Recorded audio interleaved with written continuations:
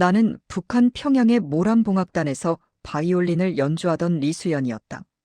그 이름은 이제 먼 추억 속에 스러져가는 부드러운 바람처럼 느껴진다. 그때의 나는 음악으로 세상을 안아보고 싶었고 그 선율 속에 내 모든 꿈을 담아냈다. 1990년대 말 그 혹독했던 대기근의 시절에 태어났다. 우리 가족은 매일 배고픔과 싸우며 버텨야 했고 어머니는 산에서 풀을 뜯어 죽을 쑤어주시곤 했다. 수연아, 이걸 먹고 힘을 내. 어머니의 따뜻한 손길이 아직도 피부에 스며드는 듯하다. 어린 나이에 바이올린을 쥐게 된 건 우연이었다. 낡은 악기가 집에 있었고 나는 그걸 만지작거리다 자연스럽게 연주를 시작했다. 그 소리가 내게 유일한 위로가 됐다. 손가락이 부르트도록 연습하며 김정일 수령님과 김정은 수령님의 찬가를 부르는 법을 배웠다. 학교 선생님의 목소리가 부드럽게 울렸다. 수연아, 내 음악은 우리 인민의 영광을 밝혀야 해. 그 말대로 나는 매일 새벽부터 밤늦게까지 연습에 매달렸다. 그렇게 모란봉악단에 들어간 건 2010년 무렵이었다. 현송월 단장님의 눈에 들었고 그녀의 미소가 내게 희망의 빛처럼 다가왔다. 내 연주는 백두산의 바람처럼 부드럽고 강해. 그녀의 말은 나를 더 열심히 만들었고 우리는 무대 위에서 화려한 옷을 입고 북한의 꿈을 노래했다. 하지만 그 무대 뒤에는 보이지 않는 그림자가 드리워져 있었다. 감시의 시선, 억압의 무게가 우리를 짓누르고 있었다. 악단에서의 나날은 겉으로는 빛나 보였지만 속으로는 바람처럼 스치고 지나가는 자유를 그리워하는 시간의 연속이었다. 특혜로 주어지는 음식과 평양의 작은 아파트 생활, 그 모든 게 감사했지만 보위부 요원들의 시선이 늘 우리를 따라다녔다. 항상 충성을 다하고 인민의 적을 경계하라. 그들의 차가운 목소리가 밤잠을 설치게 했고 때로는 그 말이 부드러운 속삭임처럼 귓가를 맴돌았다. 한 동료가 중국 공연 도중 작은 실수로 사라진 적이 있었다. 나중에 들은 소문으로는 총살당했다고 했다. 그 이야기를 듣고 나서 내 마음속에 작은 씨앗이 싹 텄다. 자유, 그 달콤한 단어가 가슴을 파고들었다. 중국 호텔에서 몰래 본 남한 드라마가 그 씨앗을 키웠다. 화면 속 사람들은 웃으며 사랑하고 음악을 자유롭게 불렀다. 저런 세상이 정말 있을까? 그곳에서 나는 어떤 음악을 할 수 있을까? 그 생각이 밤마다 나를 흔들었고 꿈속에서 자유의 바람이 불어오는 듯했다. 그러던 중 민준을 만났다. 2013년 연습실에서 그의 피아노 소리가 내 바이올린과 어우러지던 그날. 수연, 내 음악이 내 마음을 부드럽게 움직여. 그의 미소가 내게 빛이었다. 우리는 보위부의 눈을 피해 몰래 만나 평양공원 벤치에서 손을 잡고 꿈을 속삭였다. 함께 그 자유로운 세상으로 가자. 거기서 우리의 음악을 펼쳐보자.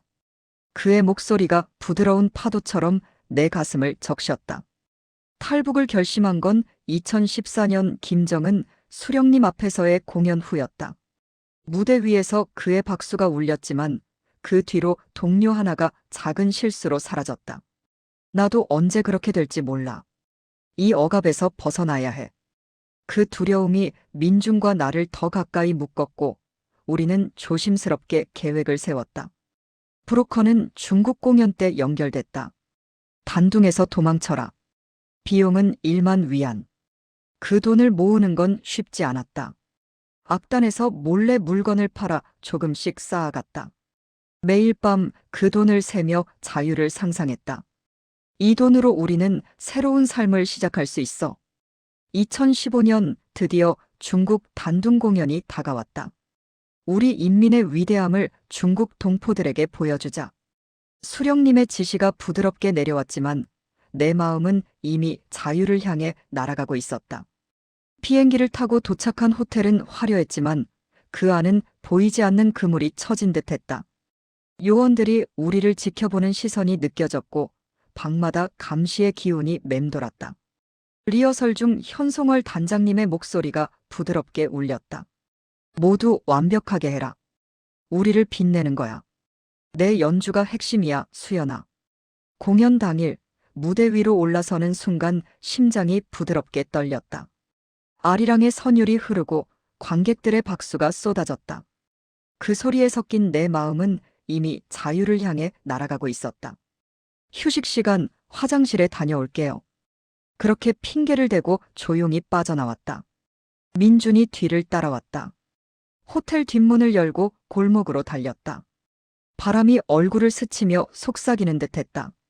택시를 잡아 남쪽으로 가주세요.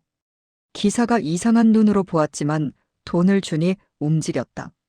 뒤에서 들려오는 사이렌 소리. 보위부의 차가 쫓아오는 게 느껴졌다. 더 빨리. 내 목소리가 떨렸다.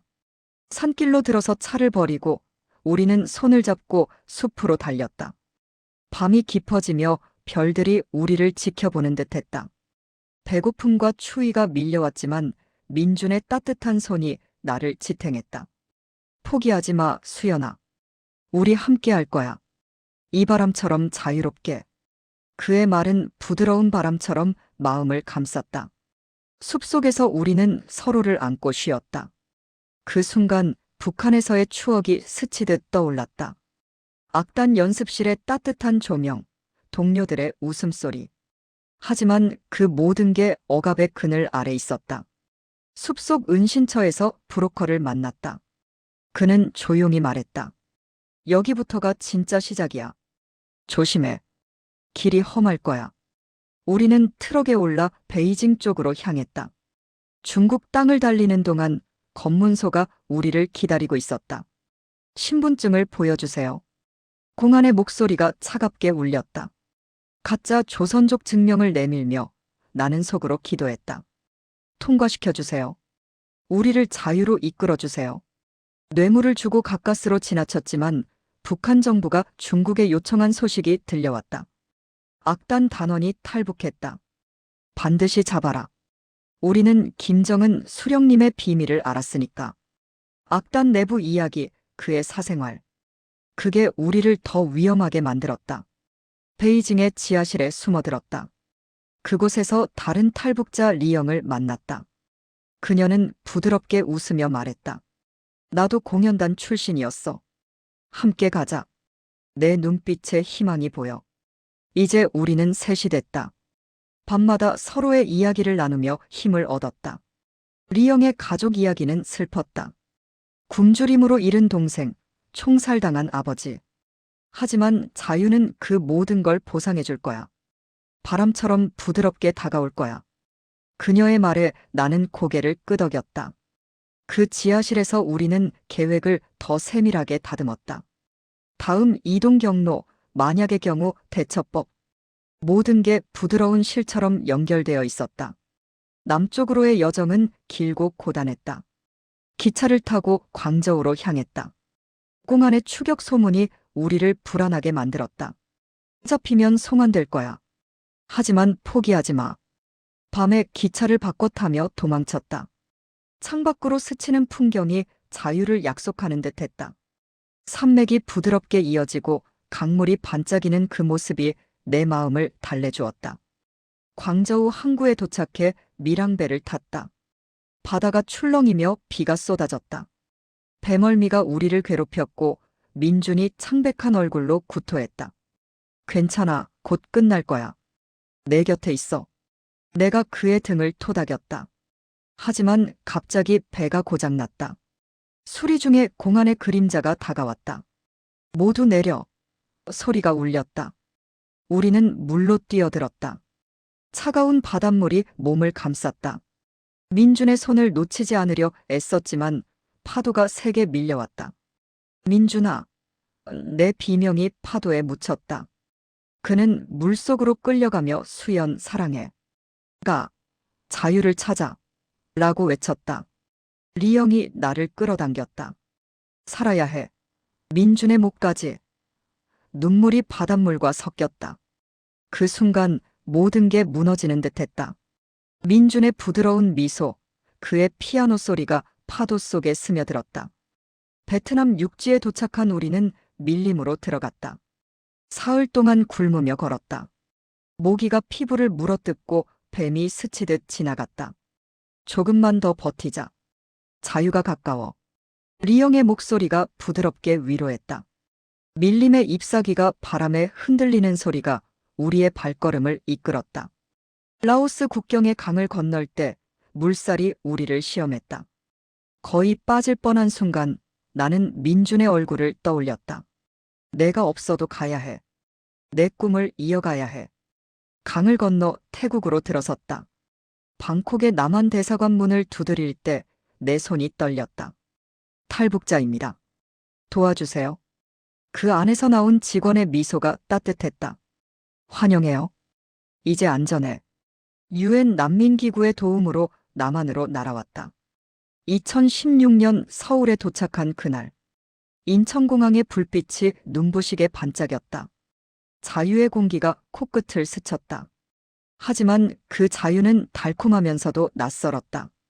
하나원에서 교육을 받으며 남한 생활을 배웠다. 억양 때문에 사람들의 시선이 따가웠다. 북한에서 왔어?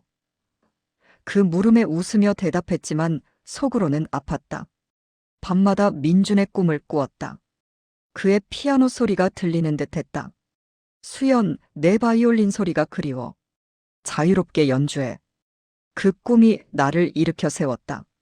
이제 나는 남한에서 탈북자 예술단에서 바이올린을 친다. 무대 위에서 자유로운 음악을 연주한다.